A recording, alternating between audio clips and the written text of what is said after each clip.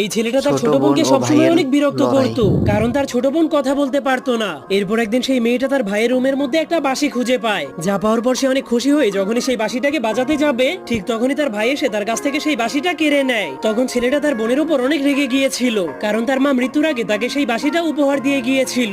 আর আজকে 9 তারিখে সেই মেয়েটার জন্মদিন ছিল, এজন্য তার দাদি এই সুন্দর সময়টাকে ভিডিও করার জন্য ক্যামেরা চালু করে দেয়। কিন্তু যখনই মেয়েটা কেকের মোমবাতিগুলোকে নিভাতে যাবে, ঠিক তখনই তার ভাই তার উপর অনেক রেগে ইচ্ছে করে তার মাথাটাকে কেকের উপরে চেপে ধরে। এরপর তাদের বাবা কাজ করার জন্য গ্রাম থেকে শহরে চলে যেতে শুরু করে। তখন দাদি জানতো যে আজকে তার ছেলের মনটা অনেক খারাপ হয়ে আছে, কারণ তার বোবা মেয়েটা যেদিন জন্ম হয়েছিল সেদিনই তার স্ত্রী মরে গিয়েছিল।